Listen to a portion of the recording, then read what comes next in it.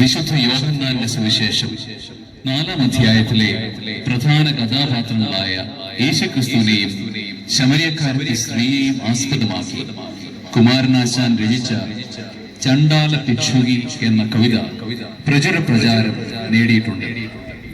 ശമരിയ പട്ടണത്തിൽ സുഖാർ എന്ന സ്ഥലത്ത് ഒരു ശമരിയ സ്ത്രീ വെള്ളം കോരുവാൻ വന്നു.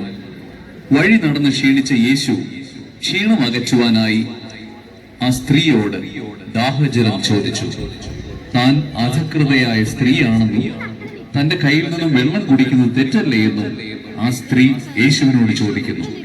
എന്നാൽ സമത്വത്തിന്റെ സന്ദേശം ക്രിസ്തുദേവൻ ഇവിടെ പകരുന്നതാണ് ഈ സംഗീത ശില്പത്തിന്റെ ഇതിവൃത്തം.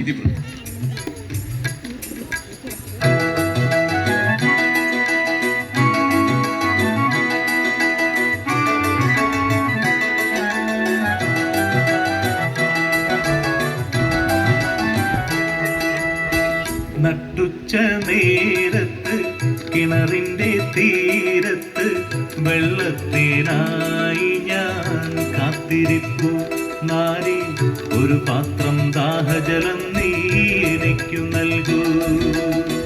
അയ്യയ്യോ നീയൊരു യൂതൻ, ഞാൻ ഇന്നൊരു ശമരായത്തി, ഞാൻ കോരിയ വെള്ളം തൊട്ടാൽ തീണ്ടലില്ലേ, ഞാൻ കോരിയ വെള്ളം തൊട്ടാൽ തീണ്ടലില്ലേ. അറിയുന്നില്ലേതും നീ എന്നോടു നീ ചോദിച്ചാൽ ജീവന്റെ ജലം കോരിത്തരുമല്ലോ ഞാൻ, ജീവന്റെ ജലം കോരിത്തരുമല്ലോ ഞാൻ.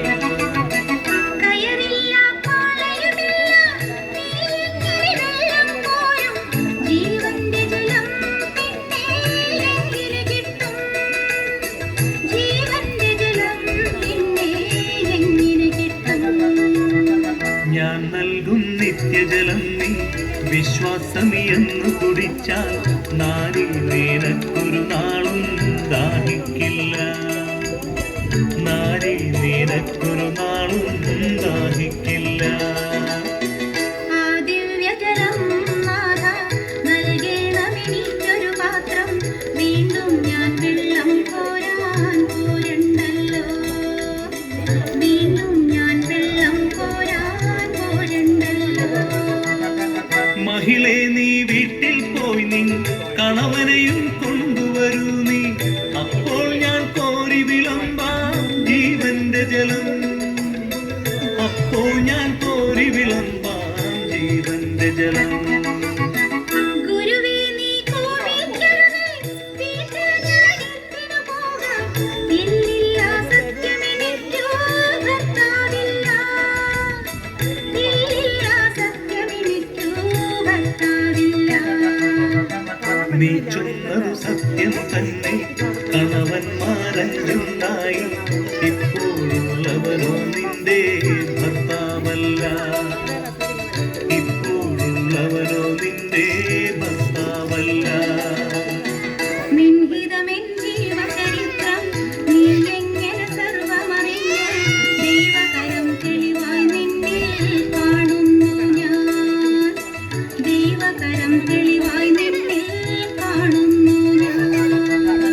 മകളെ നീ ശങ്കിക്കണ്ട, ദൈവത്തിൻ പുത്രൻ തന്നെ നിൻ മുന്നിൽ നിൽക്കുന്നു, നീ അറിഞ്ഞുകൊള്ളുക, നിൻ മുന്നിൽ നിൽക്കുന്നു, നീ അറിഞ്ഞുകൊള്ളുക.